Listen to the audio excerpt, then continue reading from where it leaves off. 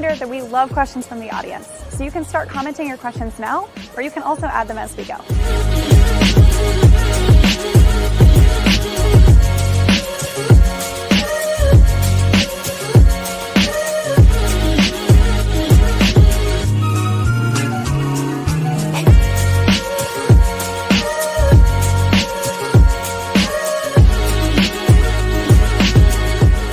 I'll be right back on to welcome our guests to the show.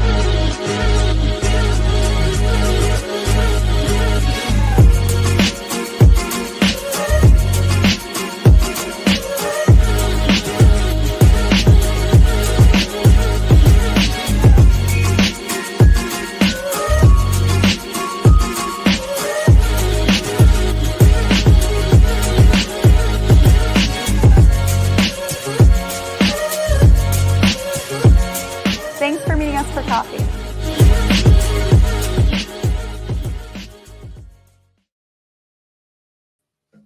Good morning, everyone. Thank you so much for taking the time to meet us for coffee this morning. My name is Samantha Jones. Happy to be here with you guys. Good morning. I would love to know where everyone's listening from today. We never really do that. So if you are listening, let us know where you're listening in from. We obviously have a lot to talk about today. When I made this podcast post like a week ago, I was like, oh, we'll talk about tariffs, and there's some things in the works, and there's been a lot of recent developments. So no time like the present to get the freshest update we can on the ongoing developments within international trade and global tariffs. So we will be jumping into that today. I think my only quick announcement this morning is that Manifest is happening next week in Las Vegas. So there's a lot going on this weekend. I leave Sunday to head to Las Vegas. It's also the Super Bowl. The Chiefs are also in the Super Bowl. So I would love to hear everyone's thoughts on who's going to be taking home the Super Bowl title, and if we're going to have a three-peat, maybe. I don't know. Would love to hear your thoughts. So let me know who you guys are polling for there. And if you're going to Vegas for Manifest, let me know. I have 7 podcasts recording on Monday in Las Vegas. We have at least 5, I think, releasing on Wednesday, live podcasts that are going to be coming out. So a lot of those broadcasts are already being created. You can, if you're not attending Manifest, you can still register to attend those live, and you'll be hearing people talk live from Manifest, even if you guys can't make it to Vegas. So please check those out. They're all on my LinkedIn channel. We'll be getting a couple more, 2 or 3 more this week as well, and getting some more promotional stuff out for that, so you guys can know which ones speak to you, which ones sound right, and make sure you can attend those so you can hear some cool insights live from Las Vegas. Okay. There is a link in the comments. If you guys still want to save $200 on your registration, this is like last minute down to the wire, but you can at least save a couple $100. That link is in the comments of this show. So we have people from Portugal listening. That is so awesome. Thank you guys for listening in. And I'm going to go ahead and bring in Paul so that he can start sharing some insights with us. But good morning, Paul. How are you? Good morning. Great to be with you for coffee. Yeah. Well, Paul, I know you very well. I have been listening to your speeches and reading your updates and the work that you do for years now, actually. I think when I first started getting interested in economics, probably in like 2020. You were one of the first people I heard speak at a couple conferences. So you really inspired me in a lot of ways to start podcasts like this and my market updates. So this has been fun to reconnect with you and kind of come full circle on this. So thank you for being here. I would love for you to just share your background and kind of tell us more about who you are and what you do. Well, thank you. Um, I'm the director of transportation consulting within S&P Global Market Intelligence. So I'm part of a business unit that applies the data that is part of this information conglomerate, which many of you know as Standard and Poor's. We're the biggest of 5 divisions. We're separate from the index division that does the S&P 500 and S&P ratings that rates company and government debt. Um, and the mobility division that covers the motor vehicle industry, our commodities insights division, which covers what it sounds like global commodity markets, and market intelligence is sort of everything else in the global business and economic community. Um, I'm in a unit that includes tremendous resources of information about trade and transportation. And that's been my background working with information around trade and transportation my entire career. So 30 years in consulting with some different company names, but um, anchored in what's now an analytics unit that applies the data and produces usefully for many planners forecasting. We do a lot of forecasting work of markets and rates and the economic indicators that are associated with those. As a part of a team, a broader team of several hundred economists in this company, S&P is about 40,000 employees, so the economist numbers are pretty small within that, but still it's quite substantial, Yeah. covering sort of every aspect of the business and economics around the world with people in country and our industry specialists that make it actually easy for me to do a lot of the work that I do because I get to draw on enormous expertise of others and serving customer needs with information that they need for decision making.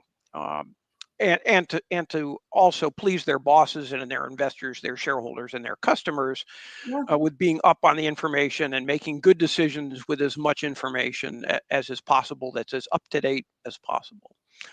My background is economics, but I've really been working in the freight and trade commodity market analysis business for actually over a quarter century, which is most of my career. Well, awesome. Thank you so much, Paul, for explaining your background there. And I know we connected last week briefly, just kind of talking about, hey, what are some of the things we want to talk about? And what are some things that are really timely that people are going to care to hear about? And one of the things that got brought up was tariffs, of course.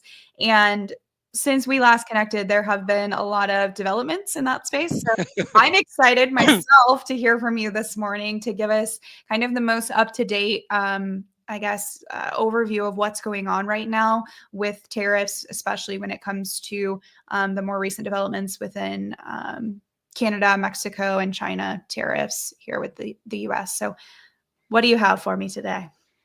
Well, I'll try to do this briefly with a quick summary, but essentially we have in the United States, as of today, import tariffs that have been increased on goods from China.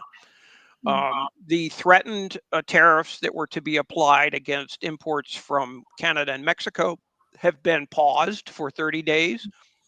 Um, in in an exchange for some concessions by the governments in Canada and Mexico to address some of the concerns that the Trump administration had raised about fentanyl and illegal border crossing activity that was put forth as the justification for that.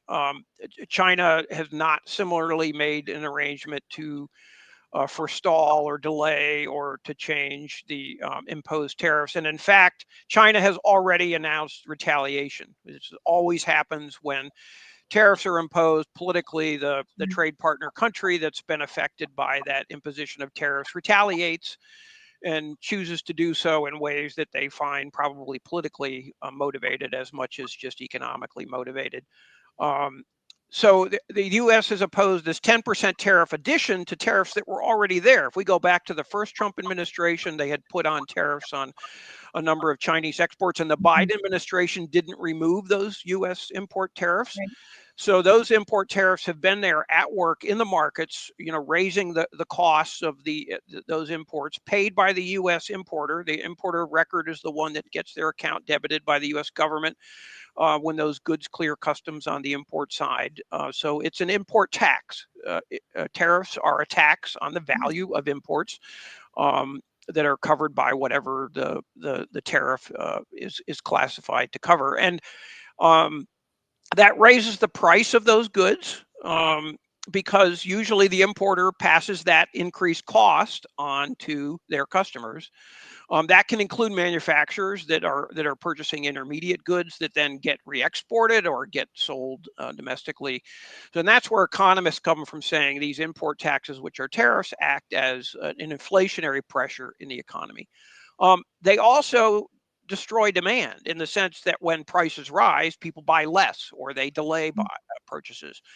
And unless you have completely inelastic demand for something that's life dependent, like if you're dependent on a drug that only comes from a foreign manufacturer to survive, you will pay almost anything to get that. On the other hand, sort of everything else, it's probably some flexibility, some substitutes or delays, or just the quantity that you purchase will go down. So typically, a tariff reduces the quantity of trade exchanged, and for the carriers and the other service providers in the industry logistics that are serving that goods movement activity, they'll see less activity. Um, Overall, in the economy, because of its inflationary impact and the impact that it has across the board on manufacturing and intermediate goods that get used in other processes that affect and also affect exports, and the combination of the retaliatory tariffs imposed, it tends to actually dampen the economy. And in fact, our forecast that we had prepared before these tariffs went into effect, with some other assumptions about the overall impact, but some of those impacts have already happened, and I'll get back to that. But is Okay. for slower growth. That Mhm. the impact of this is a weaker economic performance of the United States and trade partner economies in 2025. So the big picture is we were already forecasting that, and some of that even if you don't impose the tariffs, the Yeah. threat of the tariffs already has that impact because people have to make plans. So they bring on inventory at a higher carrying cost, they advance shipping at a higher rate. Um, Pulling ahead economic activity, which was done less efficiently than it would have been done absent the threat of tariffs, and you don't get that money back. There's nobody Yeah. to go to say, okay, I had to do that. So there's overall less efficiency in the economy, and that ends up weakening the economy in terms of its performance against its potential. And there's no sort of no getting back what's happened. Even if you don't actually impose the tariffs, the threat of the tariffs and the deadline imposed, it tends to have that impact. So that's sort of the intro of what's happened. A little bit more on the China detail. They focused on energy exports, which then may make the U.S. exporters of those energy commodities a little less competitive, which then might mean that the inventories on the U.S. side with sales to Asia reduced become a little bit greater. So it might have a short-term impact of actually putting some of those energy prices in the U.S. market down a little bit. But that's not necessarily the case long term, as things like the energy producers, if the prices stay down, have less incentive to produce more. Right. So that may not be sustainable. So that's my overview of sort of where we are with the tariff situation. Obviously, this is very fluid, and it's very hard to predict where we're going to go from here. During the campaign last year, President Trump threatened broad tariffs across the whole of the world. He's subsequently pointed to a few other trade partners, such as Europe, that he has in line or is thinking of threatening tariffs, and we'll have to see how this plays out. So, specifically to that last point, one of the questions that I wanted to ask that came to mind as we talked through, obviously, the China tariffs that were implemented, and then we have a delay now, a 30-day pause on Mexico and Canada. With the Mexican and Canadian tariffs, there was an option. They were used more as like, if you do this, we won't do this. Was Mhm. that same option given to China in some capacity, or was that never a negotiate something that was going to be negotiated? Was that just like, it's coming, there is no stopping it, it's 10% tariff right now? Well, it's less clear what the options would be, and yet I think we've learned, if anything, from President Trump in the last 2 weeks. He negotiates. He's a businessman. He does deals. And some people argue that these tariff policies are levers that he uses in negotiations for other purposes. The premise, like you said, for Canada and Mexico was to change policies around border enforcement for purposes that are not tied to good, industry specific goods production or Sure. trade prices. He's focusing on, illegal drug movements across border with fentanyl, or the movement of humans with immigration. Using that lever that he has with presidential power to impose tariffs that Congress has given him, using that for other purposes in terms of how does he exert power of the United States against in dealing with negotiating with other countries. And presumably for China, there could be some other negotiations. If we look back to what he did in his first term with China, he negotiated on the tariffs, and he actually granted waivers and made exceptions. And sort of there's a whole range of potential alterations, changes that you can anticipate he's willing to negotiate on. And so it's hard to say, well, these have been imposed and now we have to plan for them to be in place for years. On the other hand, some of the tariff levels that he imposed are still there from his first term. So they can have very long lasting impacts. Um, so I wouldn't try to go to either extreme and say that these tariffs are purely temporary. They're purely being used for bargaining for other purposes, and we can just dismiss them as they're not permanent and they'll just be short term. I don't think that's the case. On the other hand, it's not as if what the levels that are imposed today are going to be permanent. You can anticipate that there'll be some negotiations and some changes to come. Um, so that it's not a static situation where you can anticipate for the next 4 years we're going to have these tariffs in place. Sure. So, anytime in the last, especially 5 years now, that we've seen threats of disruption, like port strikes or rail strikes, we've had instances of that, right? Where we have okay, here's the date, it's going to happen, and then they come to the table and they temporarily extend it or push that out 30 days, 60 days, 90 days, whatever that's been. We're kind of find ourselves in a similar situation now with the Mexican Canadian tariffs, and what we have seen with these other potential strikes or disruptions is a pull forward in some capacity or a shift from intermodal to over the road, or from the East Coast ports to the West Coast ports. And so regardless of if any action actually ends up being taken and the disruption occurs or not, months in advance, we start to see changes in global supply chains in preparation for this. I feel like we are now dealing with something that the same type of proactive steps have to be taken, because you can't, in supply chain, we can't just cross our fingers and hope it doesn't happen, even if we think it's unlikely. But we're also dealing with something that's a lot more volatile now, where we before like a rail strike, we know, okay, like, hey, this has been on the table for 5 years. This contract has come up. They've been at it for a year. Now it's coming. Like, we had lots of heads up and lots of time. I feel like now we're kind of like pulling, we get an X. I don't know what it's called anymore. A tweet, an X post. And we're like, okay, this is happening next week. What are we doing? So it just feels like everything is so much more fluid right now. How do you think you guys are seeing, a lot of these BCOs and these companies react to this really fluid environment that we're in? And will it have effects on the global supply chain, regardless of whether or not these tariffs actually do or do not take effect? Well, you got multiple questions there, all of which are important. Yeah. I think if we start with the unpredictability, this variability of policy, you're right. It's very difficult to plan when you're not given a deadline. You don't, or if you're given a deadline, you don't have confidence that that deadline is going to hold or be fixed. So we've seen that just happen right now, and we can anticipate going forwards. It's going to remain unpredictable. So, we in attempting to do forecasts every month, which we do for our customers, we have to end up doing scenarios where we state our assumptions and define a scenario and then update it, as needed based on how things change to do new forecasts. So we're working on a new forecast right now, be released next week.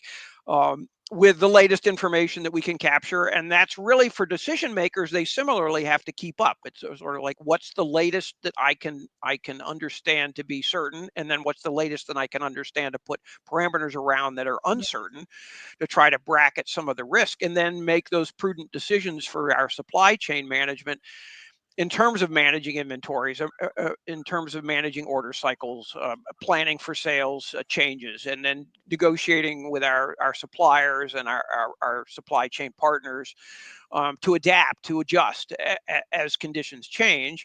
And that's really, in some ways, in the abstract, that's what we've all been doing since the pandemic. We had to cope with unanticipated changes in both supply, demand, and conditions that have had us collectively as an economy trying to deal with uncertainty and try to minimize the risk. And some of that, to your last questions of sort of, well, where does this go, is that it's permanent changes to supply chain management practices where we're learning as we go, and then don't repeat, say, some of the risks that we suffered from in the past by Right. learning new approaches. So we're diversification of supply, where that has a cost, management of inventory, which also has a cost. Adjust that and control it to factors at work, such as inflation and your inventory carrying costs that tie to interest rates, cost of capital, all of those factors that work in the management of the decisions that are required to make sure that your supply chain functions. At the same time, still trying to think back from years ago, keep it as lean as possible, but don't do that to the extreme where you've Mm. not taken into account the risk of disruption, which can be so expensive and costly to you in terms of having stockouts or other performance problems when there's these disruptions. Right. Okay, well, thank you. I think we're going to shift a little bit away from tariffs, but still related. You mentioned that the forecast you guys have put out for 2025 is actually slower GDP growth for 2025 versus 2024. And so I'm curious to hear your thoughts on kind of some of the other, when we talk about freight specifically, we've kind of learned especially over the last 4 years, that GDP and freight markets don't always correlate. So just because we're seeing, decline in GDP doesn't mean we're not seeing some actual life returning to specifically like domestic transportation markets. So, but it is interesting to see that overall the economy is looking to be kind of cooling off some more in 2025. I'm curious to get your thoughts specifically on, there's been a lot of focus and talk about industrial production and manufacturing here in the US. Is that such a significant contributor to, yes, overall GDP, but specifically to the domestic freight markets here? So I'm curious to get your thoughts on kind of what you think the forecast could be for industrial manufacturing, and then also just if tariffs kind of will have an effect on this. And also, to add one last thing in there, the Fed just cited like policy uncertainty as a reason to continue holding interest rates where they're at. And a lot of people were hoping interest rates continuing to be decreased would help stimulate more industrial manufacturing. But now we have tariffs coming into effect, interest rates holding where they're at, and still very minimal signs of like new growth in industrial manufacturing, and maybe potentially some pull forward that inflated inventories a little bit in the next month if they're worried about what might change with Mexico or Canada. So where do you think we're headed when it comes to manufacturing here in the US? Well, that's a very important question for all of goods movement logistics. Obviously, it's disproportionately important. We're in an economy where the majority of the economy is services oriented. That's helped boost GDP last year. Manufacturing has been in a slump for more than a year, very weak. Industrial production essentially flat. Exports not being as strong as on the import side. That's more heavily weighted towards some of the non-resource commodities in export composition. But before the tariff policy threats and the threats to interest rates, which have accompanied that, our forecasts say, which we were still producing as late as last quarter after the election, was for some recovery in manufacturing in the United States in 2025. It was Right. actually forecast to grow, not any by any means strong, not like back to what we saw in 2022 in the pandemic area, but getting off the floor, having growth of say about 1%. Our current forecasts are showing we're anticipating what the new forecasts are going to show is a dampening of that. The question is, do we go back to where we're actually just flat, or could there even be some decline in manufacturing? It really will depend in some part on the combination of direct impacts of the tariffs, which not only lead to some inflation, but the retaliatory tariffs tend to also make the U.S. less competitive. Also, the strength of the dollar exchange rate, where the dollar, as you've seen yesterday, the dollar rose a little bit in strength against foreign currencies. When the dollar strengthens, that tends to dampen the impact of import prices when you translate from foreign currencies into dollars for sale in the U.S. But on the export side, a stronger dollar makes U.S. exporters even less competitive. That hurts manufacturers who export a considerable proportion of their manufacturing output. And what we've seen with the Federal Reserve Board last week, explicitly acknowledging the threat and the risk around tariffs to pause the previously anticipated further reduction in interest rates. One of the reasons we had for some of the recovering strength in manufacturing in 2025 before that was reduction in interest rates, where the capital costs for companies were coming down, and we believed that there was going to be some business fixed investment growth that would support some expansion of capacity and expansion and activity in manufacturing, which now is at risk. It's not so clear that that's going to happen if we have a pause on interest rates, if they stay where they are for an extended period of time because of the threat of inflation. That will dampen the economy by not providing that path of slower, perhaps, but or even absolutely anticipated declines in interest rates that we had for this year. There's other impacts that play out through the supply chains that fall from that, and that includes other factors that would contribute to slower growth. Some of it just through uncertainty. You can have the pull ahead for inventories, but then commitment to longer term, say investments in capital equipment, some of those consumer durables or other investments in durable capital equipment, may be delayed by companies that are trying to get a handle on what's going to happen, rather than having more certainty about what was going to happen in the economy if you didn't have these disruptions in policy. And there's some other policies at work as well. There's a coming up an expiration of major federal tax policy that, if Congress does not act, will result in a reversion to higher tax rates, which could be a negative for companies. Where we are forecasting and anticipating that Congress is going to largely roll the existing tax rates forwards, but they're going to make some changes too, and most likely, extremely likely that they'll make some changes, and we don't know what all those are going to be. The Trump administration has put all kinds of tax policy changes out there, even for income taxes, like no tax on tips and things. So we really don't know what the tax policy changes are coming, except that involves Congress. Unlike tariffs, where the president can just impose them, tax policy's got to come with cooperation from Congress, but that's a Republican Congress now. So we presume that some of what the Trump administration wants with Congress, obviously with some negotiation with very narrow margins in both the House and Senate, but there's likely to be some tax policy changes, and that affects business activity and consumer activity as well. Yeah. I think that there's some strong potential for these whatever changes that might be coming up with tax policy to impact both manufacturing potentially, if we're getting, if corporations are seeing pretty significant tax cuts, but then also, like you mentioned, there's some things for income tax, the no tax on tips. I think there's been discussion around expanding the child tax credit. I know at least this might be more at the state level, but there's a lot more support behind school choice. And so they've proposed bills at my state level where if your children attends a private school of any kind, you get a $4,000 to $8,000 tax credit each year. And so that's on top of your child tax credit on top of. So I think that could also be some, those are kind of a wait and see what happens type of thing, right? To see how much that stimulates the economy. But also something that I think is always helpful that I've been reminding people in conversations is that we have seen very strong and sustained levels of consumer spending still to date.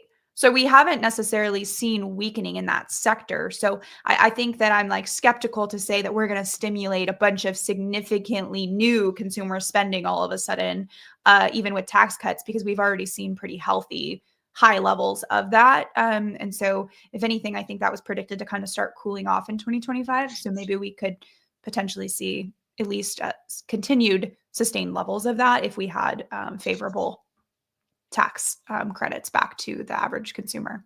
Yes, we'll see. Yeah, the tax policies that you covered, I mean, there are clearly some stimulus to the economy Yeah, if certain tax policies are adopted, and that can affect certain cohorts within the population, within the consumer market differently. We've seen, sure. as you said, overall consumer spending at the top line has stayed remarkably strong through 2024 and into 2025.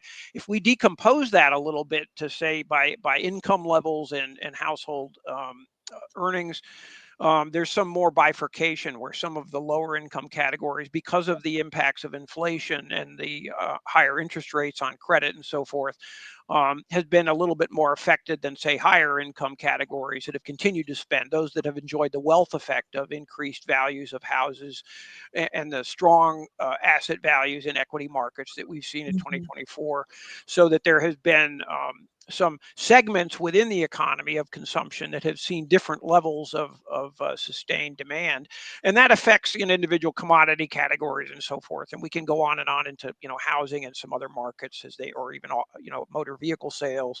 But all of those, if there are stimulative tax policies adopted, that clearly could boost demand and then boost the demand for manufacturing activity that would go with it, even if we face some higher inflation because of some lingering imposition of tariffs. Yeah. I would love for anyone who's listening to please put any questions you guys have at this point in the comments. We're going to start getting to any questions. I'll keep asking my own questions if you guys don't, but I'd love to give the audience a chance to ask any questions they might have. Because we do have some people listening in today from other countries, I would like to ask, Paul, you mentioned Europe earlier when we were talking tariffs, but what do you, there are a lot of global companies that have that the US is a strong market for them for sales of their products. So if we're talking about companies right now who are importing to the US from, I guess you should say exporting from Central America, from Europe, from Asia, what should be kind of some, if anything, what should they be paying closest attention to? I'm also curious to know how much shift might be happening. We talked a lot about nearshoring to Hmm. Mexico. A lot of people kind of when Chinese tariffs were a threat, they're like, okay, we'll move to Mexico, and then we don't have tariff issues when we move up through Mexico. Well, now there's a threat to that changing. Similarly, I think there's a lot of products that maybe Canadian-based companies import all their goods into Canada and then just bring them across the border down into the US. Could we start seeing shifts instead of going to Montreal? Are we going to start coming to, LA Long Beach or Oakland instead? And just kind of curious if you have thoughts yet on what people who are managing true global supply chains right now might need to start thinking about and preparing for. Well, you draw an important focus where it needs to be on global supply chains. Supply chains, observe economic geography, not really political geography, subject to the enormous limits that are there from things like tariffs or trade laws in terms of legally what you can move cross borders at what cost. But Sure. the freight will find a way, and it's very clear that we're going to see redesign of some supply chains in reaction to whatever the ultimate tariff policy regime is that's in place. So if I'm sourcing in a number of countries, or I have alternatives to source a number of countries, I'm going to look at the cost to source in those countries, combined with the geopolitical risk and where they might stand in terms of being vulnerable to having some sort of trade sanctions or tariffs imposed on them. And I'll also look at the transportation markets that exist to serve them. Is there capacity, reliability, resilience, um, to, to put my supply chain dependency on those end markets? We've all learned that in the pandemic that also is an important part of the calculation. But the diversification of supply chains is going to continue, and the further lessons for global supply chain managers is to be able to understand the full range of potential source supply and end markets that you serve with your global operations, and try to keep adjusting as you go along to the changing conditions. And those conditions include all all the things we've been talking about in terms of trade law, trade policy, but even the underlying macroeconomic conditions. Mhm. What is the strength of a market? What are the relative prices? What are the exchange rates? We've seen some extremes in some developing countries like Argentina and others that have gone through some enormous turmoil. And if you're trying to serve that, if that's part of your market, or even ones that are not perhaps so extreme, but say affected in Europe by the changes that have fallen from the Ukraine-Russia war, with energy price changes relatively in Europe, and what's that meant to manufacturing costs and the traditional role of some European exporters being competitive in end markets.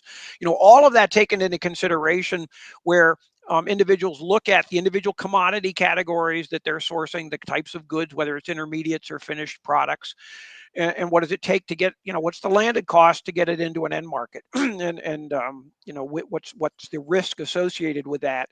Um, if things change on you based on changes in policy that you may not be able to fully predict, that scenario planning again comes back as really important to try to minimize the risk that you put your company, your employer in terms of the vulnerability that you have to changes in supply chain that are outside your control.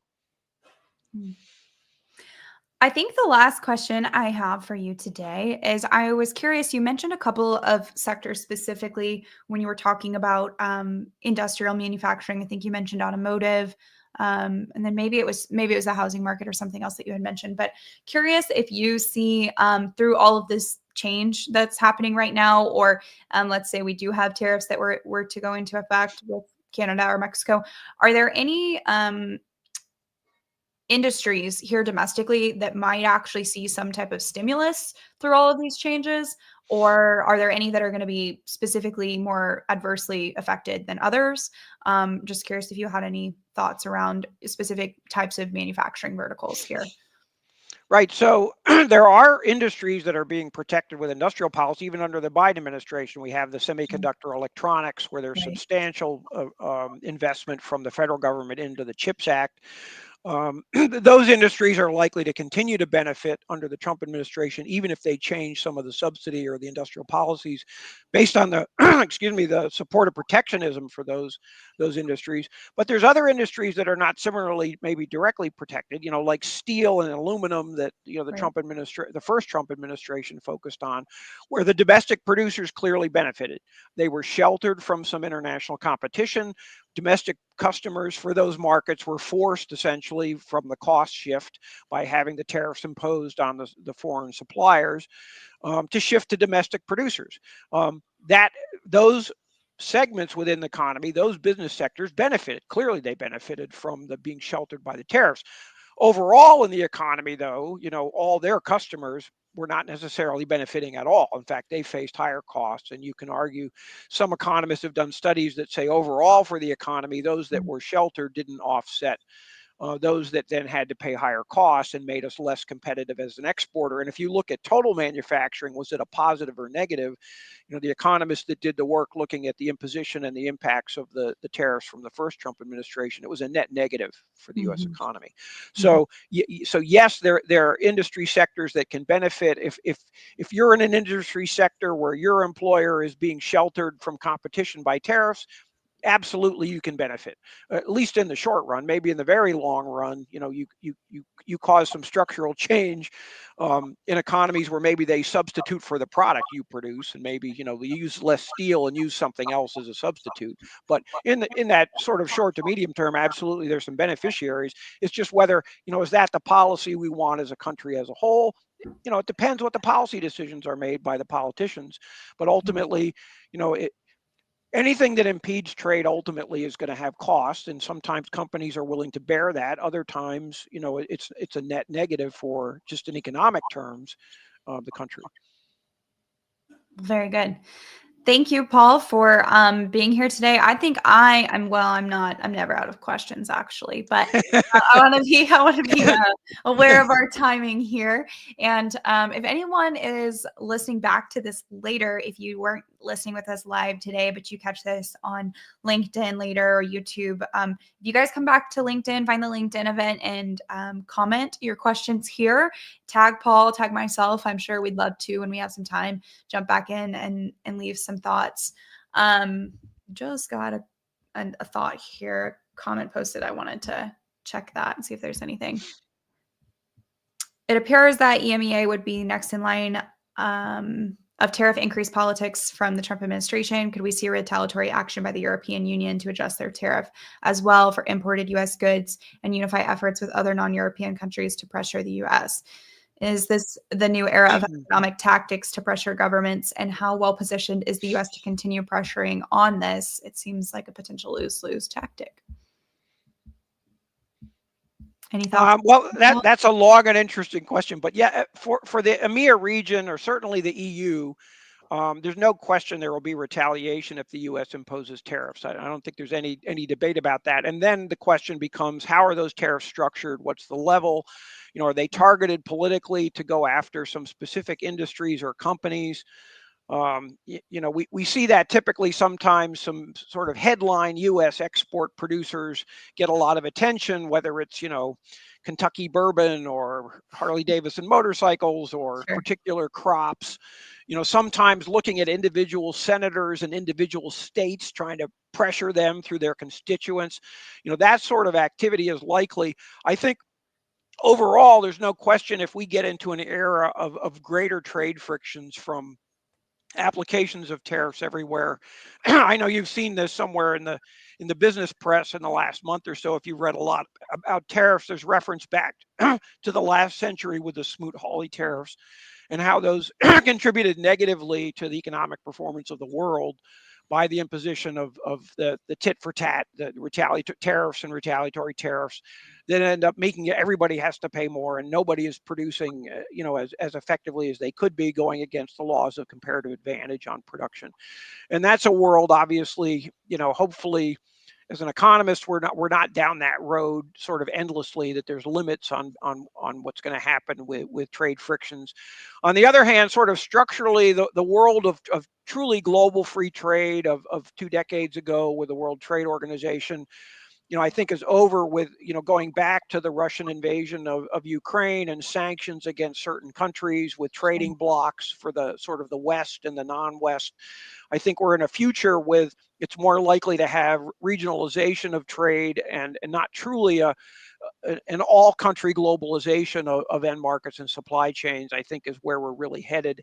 And even if the Trump administration were not in power and threatening or imposing tariffs, we would be in an era of trade frictions that are permanently, at least going forward for the next decade or so. It's hard to envision, a future where we get back to the envisioned, global free trade. Again, that's not likely to happen for geopolitical reasons that now overwhelm the advantages of free trade from a purely economic perspective.